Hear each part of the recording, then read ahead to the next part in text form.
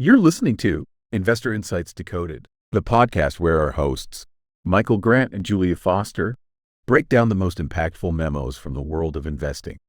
Today, we'll be exploring Howard Marks's memo, The Value of Predictions 2, or Give That Man a Cigar, written on 22 of July 1996. Let's dive into the timeless insights that continue to influence investors today.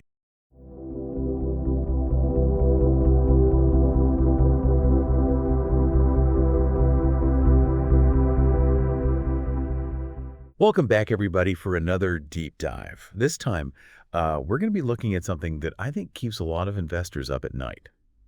Market predictions. Yeah. Can we actually use them to make good decisions? We've got a great memo from Howard Marks, Oh, yeah. co-founder of Oak Tree Capital Management, Oak Tree. to Yeah. help us unpack all this. They're fantastic.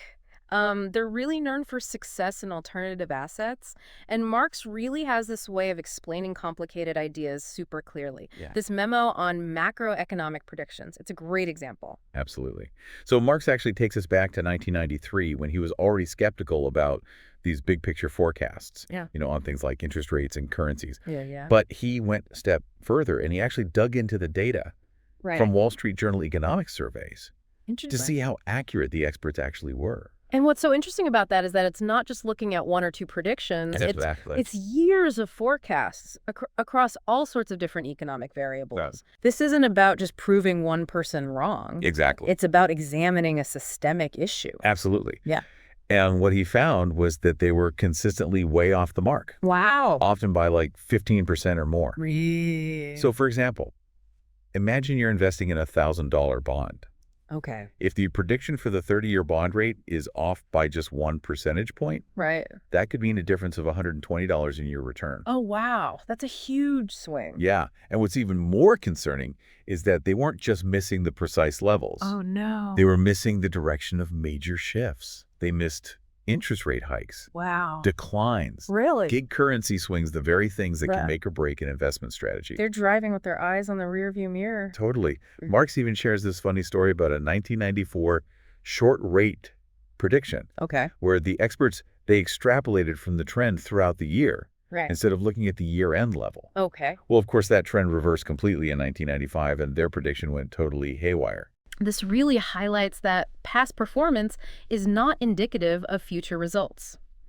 It's very easy to assume that just because something has been trending in a certain direction, Right. that it will continue, but markets, they're dynamic. They're constantly evolving. Absolutely. So if even the best and brightest are getting it wrong, Right. are these macroeconomic forecasts totally useless? That's the big question, isn't it? I Yeah. mean, Marx even acknowledges that simply knowing the exact level of, say, Right. the yen-dollar exchange rate might not be the thing. Right. The key, Yeah. the value, he argues, is in predicting the direction of change, even if the prediction is off by a bit. Okay. Knowing whether something is going up or down can still be helpful. But we've already seen that the experts weren't very good at predicting those major shifts either. Right. So where do these predictions even come from? Why are they so consistently off? Marx points out a fascinating trend. Okay. The predictions tend to be very close to whatever the current levels are. So they were playing it safe, Yeah. which in a world of constant market fluctuations might not be the best strategy. Yeah, and it also highlights that potential problem with relying too heavily on consensus views. Right. If everyone's essentially predicting the status quo, Right. that might not actually give you much of an edge.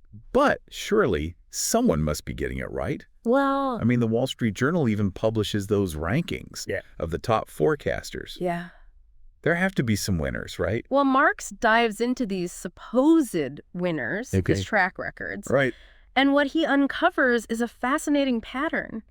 They very rarely repeat their success. Really? It's like flipping a coin. Wow. Sometimes you get heads, sometimes you get tails. Yeah. Luck seems to play a much bigger role than we might want to admit. So does that mean we're just doomed to be tossed around by these unpredictable waves of the market? Well, Is there any way to get ahead of the curve? this is where Marx' philosophy starts to take shape. He argues that to truly outperform, you need a forecast that is both accurate Okay. and different from what everyone else is thinking.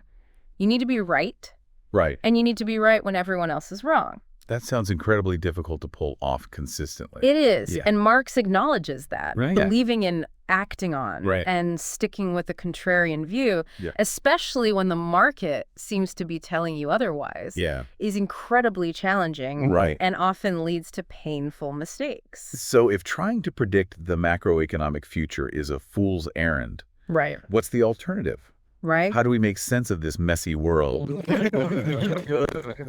That's where things get really interesting. Yeah. Marx shifts gears and introduces us to Oaktree's approach, which is rooted in something that he calls inefficient markets. Okay.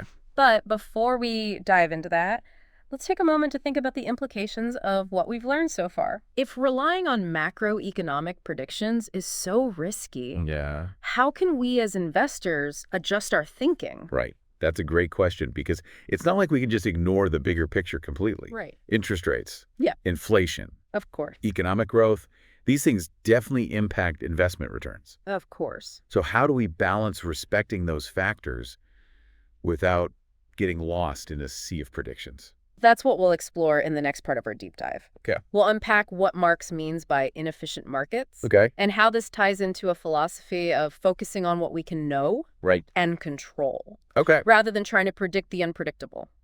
Sounds good.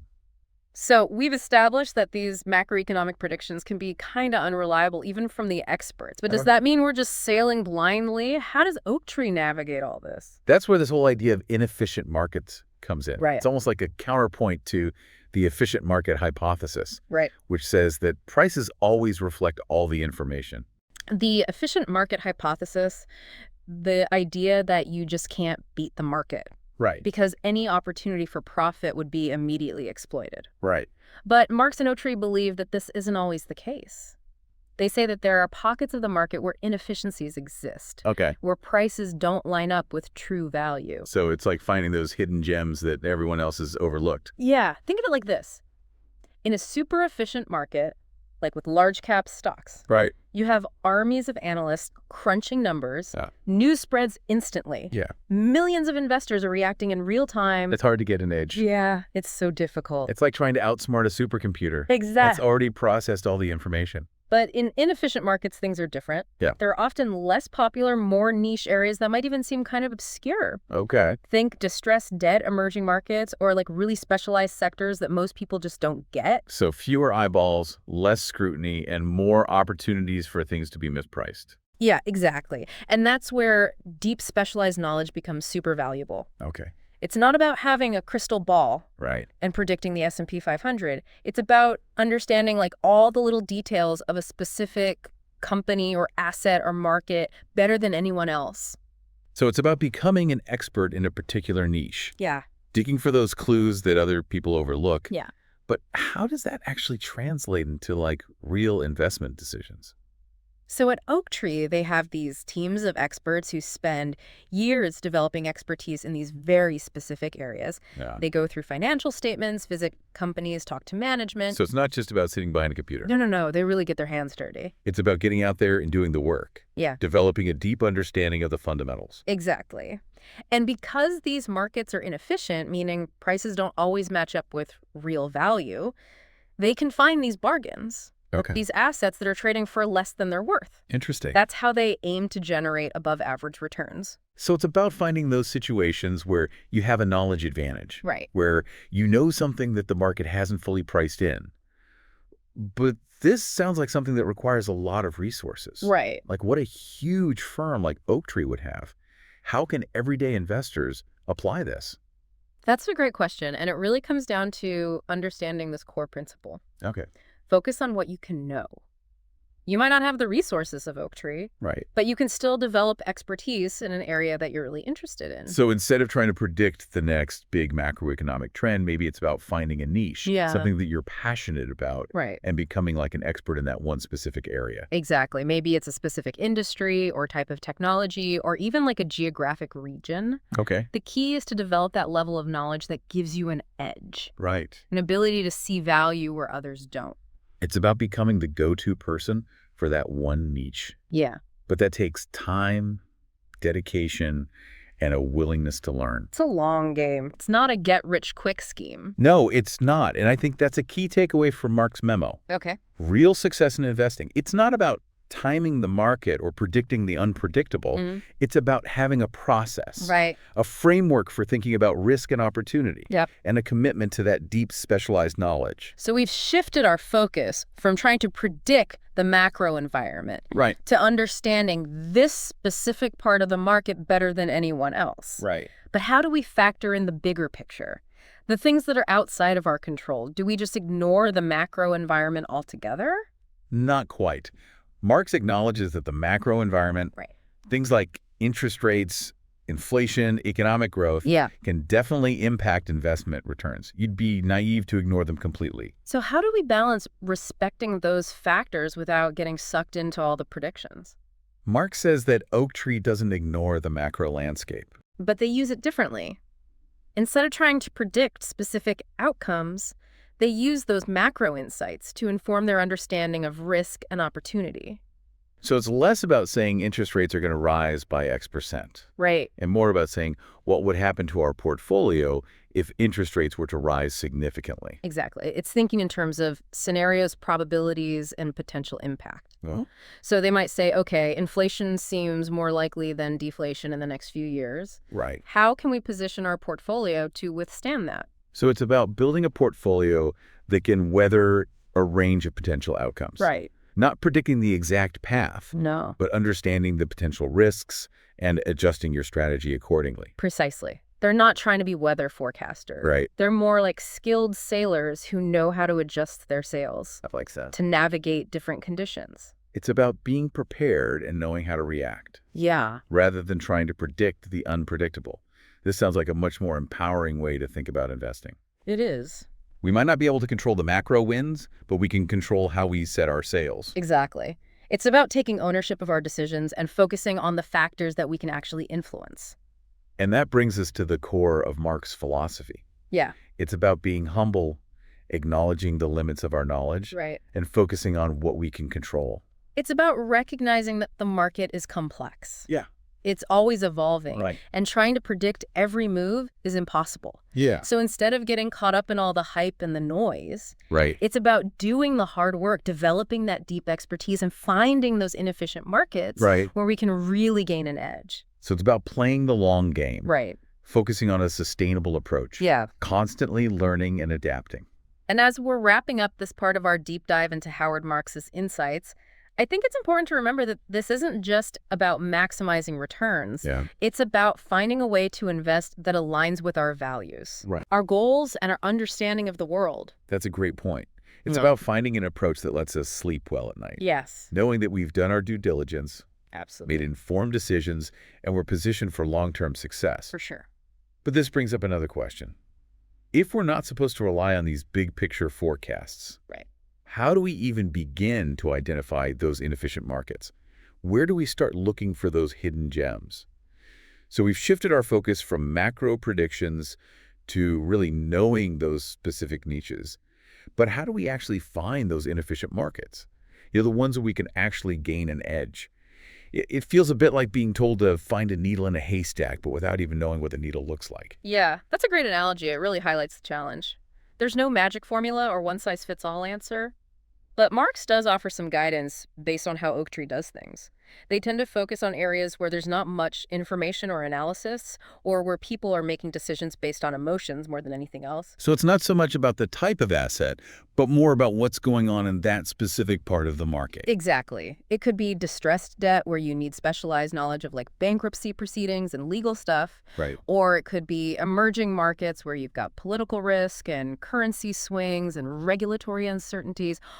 All that creates a much more complex picture. And those complexities scare away a lot of investors, They do. creating an opportunity for those who are willing to put in the time. Exactly. Think about real estate. Everyone gets the basic idea, but Oaktree specializes in areas like mobile home parks Interesting. or land for renewable energy projects. Oh, yeah. These areas need specialized knowledge and a long-term view that a lot of investors just don't have. It's really interesting how they found success by kind of going against the grain, venturing into areas that other people find too difficult. But this brings up another question. Even if we find an inefficient market, Mm. How do we know if something is actually undervalued? Mm. How do we tell the difference between a bargain and a potential value trap? That's where the deep research and analysis are super important. Right. Oaktree really emphasizes doing your due diligence, Right. not just looking at the numbers, but understanding those other, less obvious factors that drive value. It's about developing a strong belief in something based on a solid understanding of the whole situation. So it's not just about finding a cheap stock. No. It's about understanding why it's cheap All right. and if that discount makes sense. They might ask, is this just a temporary setback, or is it a sign of bigger problems? Right. Does management have a real plan to turn things around? What's the competition like? Yeah. These are the questions that separate the informed investors from the ones who are just speculating. It sounds like a lot of work. Yeah. But this approach definitely makes sense, especially when everyone has access to the same basic information. It's about how deeply you analyze things. Right. And the ability to connect all the dots. All right. That really gives you an advantage. Exactly. And remember, it's not about finding something that's guaranteed. Right. There's always risk. But by focusing on areas where they have that extra knowledge, Oaktree is trying to tip the scales in their favor.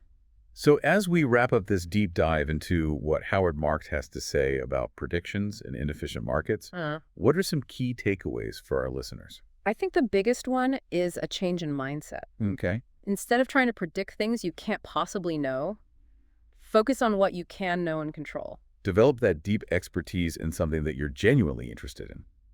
Be the person who understands that one specific area better than anyone else. Don't be afraid to go off the beaten path. Right. Those really rewarding opportunities are usually in places where others are too scared to go. And remember that investing is a journey. It's not about getting to a certain point. Yeah. Embrace learning and adapting and refining your approach over time. It's about finding a philosophy that really clicks for you, that lines up with your values and your goals, and that lets you navigate all the complexity of the market with confidence and clarity. And that's it for this deep dive. We hope this gives you something to think about as you continue on your own investment journey. Until next time, happy investing.